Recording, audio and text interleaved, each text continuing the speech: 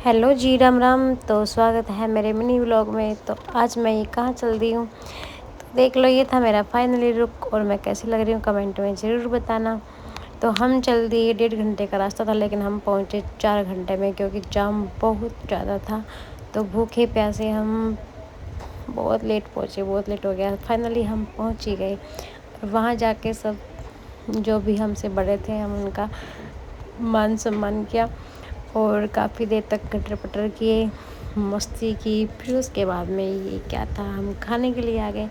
और खाने के लिए मेरे को कोई पूछ ही नहीं रहा है, तो मैं देख रही हूँ सबको कि सब अपने अपने प्लेट लेके खाए जा रहे हैं, लेकिन मेरे से तो किसी ने पूछा ही नहीं। तो मैंने कहा चलो हम भी कुछ खा लेते हैं भाई। फिर हम भी चल दिए खा पी के, और फिर अपनी प्लेट को देखो डालते हुए, चलो हम खुद ही डाल देते हैं, कोई नहीं दिख रहा हमें, चुपचाप से डालो और निकलो यहाँ से फटाक से। फिर इसके बाद में मैं थोड़ी सी थक गई थी, तो मेरे को लगा कि मैं आराम कर लेती हूँ। तो मेरे को कहाँ सुकून मिलता है, ये मेरे को सोने देती नहीं है।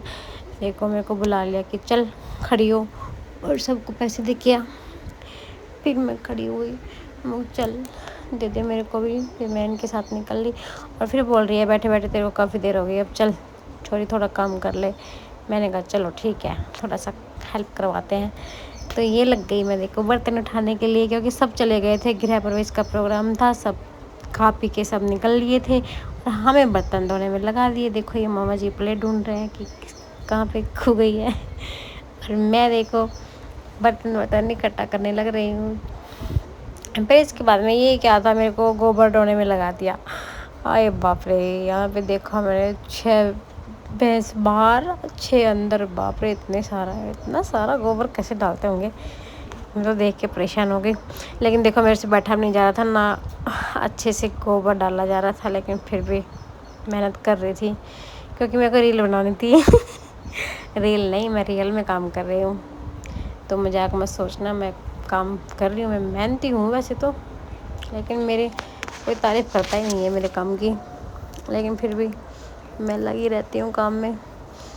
चलो गोबर डाल के थोड़ी सी तारीफ़ कमा लेते हैं। फिर निकल लिए हम बर्तन धोने के लिए।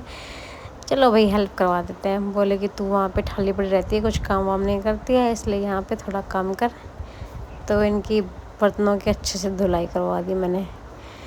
फिर बर्तन धो के हम निकल लिए घर के लिए। चलो भाई अब चलते हैं, सबको टाटा बाय करके। फिर सबके मन तो किसी का था नहीं, लेकिन फिर भी हमें आना पड़ा, क्योंकि हमें काम था। और ये क्या कर रही हूँ मैं, क्योंकि मेरे को भूख लगाई थी बहुत तेज, तो मैंने गाड़ी खड़ी करवा के मैं फटाक से खाने बैठ गई।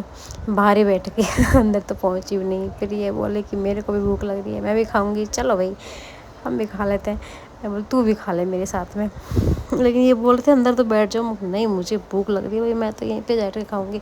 इतनी देर में ये क्या था, बारिश आ गई, तूफान आ गई। हम तो जाने वाले थे, गुड़गांव के लिए निकलने वाले थे, लेकिन मैं रील बनाने गई थी, लेकिन ये कमीना बीच में बोला तेरे को भिगोऊंगा अब तो। अब आई क्यों बाहर।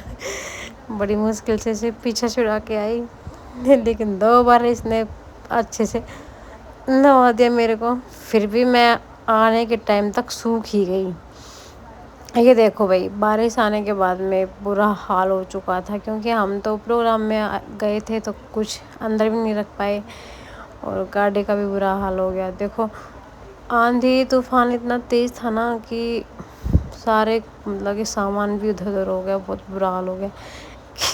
ये मेरे को फिर भिगो रहा है।